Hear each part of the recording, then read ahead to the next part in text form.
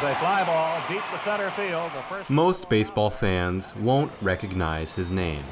That is a strike. Many wouldn't even be able to point him out in a picture. Pitched a no-hitter against Pittsburgh. Which is why it may just be a bit of a curveball to find out that this man used to be a baseball legend. He was a Negro League baseball pitcher and outfielder, and his legacy was taken away from him by segregation in the game of baseball. Once a smash hit, he appeared in more than a few newspapers. And the number is 7,854 newspaper references we have for his career right now.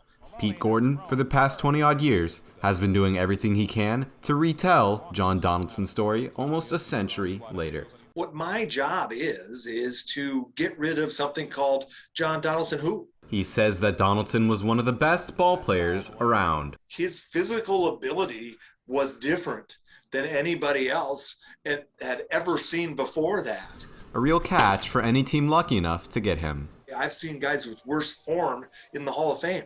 And he certainly isn't the only one saying that.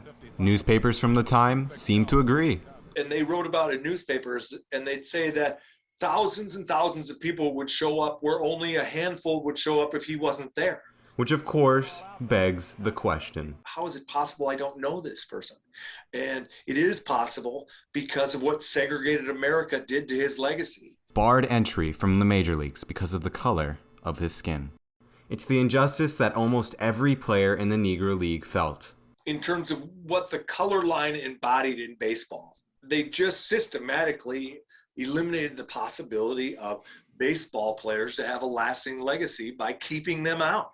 It's an injustice Donaldson worked every day to correct. Stereotypes and prejudices of people is something that was hacked away at for years and years by men like John Donaldson and many, many others. And it's an injustice Pete is trying to reverse, one game at a time. Bringing light to a forgotten figure in baseball history isn't easy work. We're changing what history thinks of somebody, and that's a really hard job to do. But Pete Gordon knows the more you keep your eyes on the ball, it's something that's really taken years and years of daily pursuit. The more home runs you'll hit.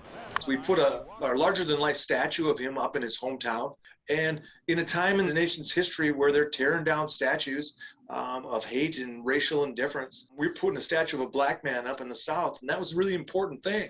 Michael Orlando, CBTV.